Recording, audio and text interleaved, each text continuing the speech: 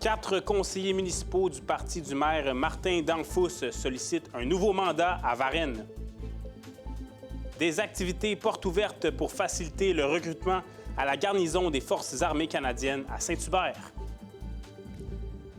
Et avec la fin de Northvolt à McMasterville, quels sont les impacts pour la population? Bonjour, ici Olivier Prince-Groslot. Bienvenue à Info Rive-Sud, vos 30 minutes quotidiennes d'information régionale. Voici vos nouvelles en bref. Une grave collision impliquant un piéton et une camionnette s'est produite lundi vers 17h30 sur le boulevard des Millénaires à l'intersection de la rue des Patriotes à Saint-Basile-le-Grand. Le piéton a été gravement blessé. Il s'agit d'un mineur qui a été transporté en ambulance vers un centre hospitalier. Son état était jugé critique. La Régie intermunicipale de police de Richelieu-Saint-Laurent affirme qu'il est toujours à l'hôpital, mais elle n'en sait pas plus sur l'état de santé de la victime. Un autobus scolaire a laissé passer un piéton qui traversait la rue, mais une camionnette circulant dans le même sens l'a happé au passage, a confirmé la police de Richelieu-Saint-Laurent à Info Rive-Sud. Le signe d'arrêt de l'autobus n'était pas déployé puisque le piéton n'était pas un passager du transport scolaire. Le conducteur de la camionnette a également été conduit à l'hôpital pour un choc nerveux. La police n'avait pas plus d'informations sur son état non plus. Un périmètre de sécurité a été érigé. Une partie du boulevard des Millénaires était fermée à la circulation jusqu'à 23h30 lundi soir. Pour le moment, aucun élément criminel n'a été relevé sur les lieux de l'accident. Des reconstitutionnistes se sont rendus sur place et l'enquête est toujours en cours. À Saint-Bruno, maintenant, le parc Joliet a officiellement été inauguré en fin de semaine dernière lors du barbecue du Conseil du District 1 des Explorateurs. Plusieurs familles et citoyens du secteur étaient présents à cet événement organisé par la conseillère municipale du district, Louise Dion. Le maire Ludovic Grisé-Farran était également présent. Lors de la célébration, le maire a tenu à féliciter la conseillère pour l'inauguration de ce parc. Rappelons que le tout nouveau chalet du parc Joliet a été vandalisé dernièrement.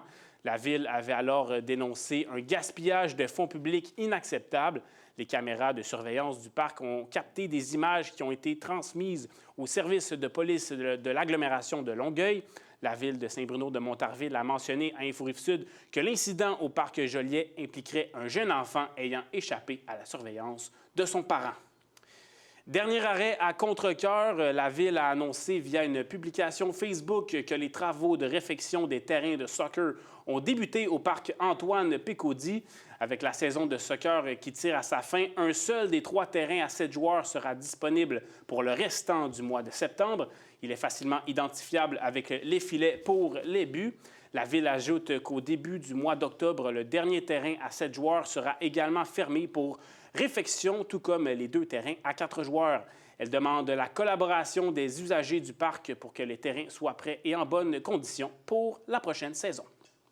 Et on se tourne maintenant vers notre journaliste maison, Betty Desjardins. Bonjour, Betty. Bonjour, Olivier. Alors, on en parlait là, lors des manchettes à Varennes. 4 conseillers municipaux du Parti durable de l'équipe du maire Martin Danfous ont annoncé qu'ils allaient se présenter de nouveau aux prochaines élections. Exactement. Donc, il s'agit de Brigitte Collin du district 8 de Martigny, Nathalie Parent du district 6, Les Cerneries, Geneviève Labrec du district 3, L'Angloiserie, ainsi que Marc-André Savaria du district 2, La Citière. Donc, voici ce que M. Savaria avait à dire par rapport à cela lors du dernier conseil municipal. Mon engagement reste le même. Vous offrir des services efficaces, adaptés à vos besoins et continuer à faire avancer nos projets avec vous, pour vous. Merci encore pour la confiance que vous m'avez accordée.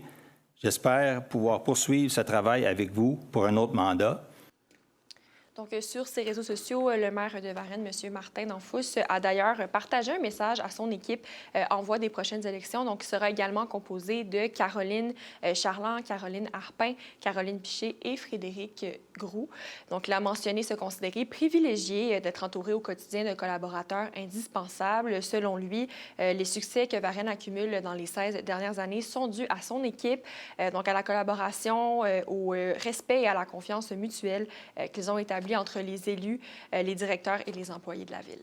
Oui, les élections municipales approchent grandement. Donc, tu nous parles de Varennes. Les derniers jours, on a parlé de Boucherville. Saint-Lambert, ça bouge beaucoup. Et du côté de Varennes, justement, il y a d'autres conseillers qui ont également annoncé qu'ils allaient se présenter de façon indépendante.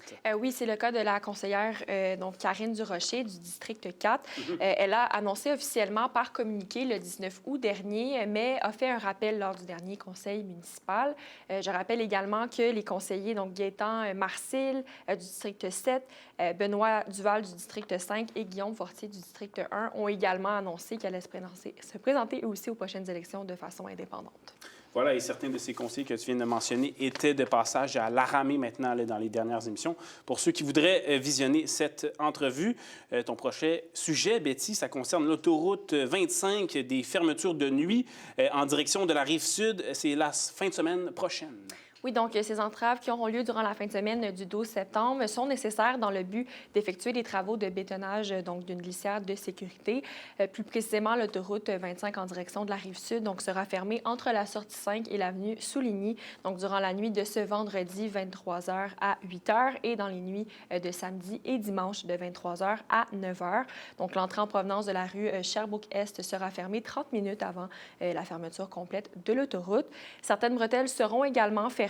Donc, c'est le cas de la bretelle d'accès de la rue des Futailles, donc vers l'autoroute 25 en direction sud, donc de ce vendredi à samedi de minuit à 5 heures. Et également, la bretelle de la rue Sherbrooke, donc vers la rue de Boucherville en direction nord, sera également fermée de ce vendredi 22 heures à ce samedi 8 heures. Et pour ce qui est du fameux tunnel Louis-Hippolyte Lafontaine, est-ce qu'il y a des fermetures de prévues cette fois? Non, aucune fermeture sont prévues du 9 au 15 septembre prochain. Donc, il devrait être accessible par l'avenue Souligny, donc durant toute la durée des entraves. Je rappelle par contre qu'il est possible que les travaux soient reportés s'il y a des contraintes météorologiques ou si les contraintes opérationnelles surviennent. Et bien entendu, à Info Rive-Sud, on va vous tenir à jour, faire des mises à jour toujours sur ces fameux travaux du tunnel Louis-Hippolyte Lafontaine. Merci beaucoup, Betty. Merci, Olivier. Et après la pause, on parle d'un sujet qui a fait beaucoup jaser, la fameuse saga de Northvolt. On s'entretient là, avec le maire de McMasterville, Martin Dulac. Après la pause, restez là.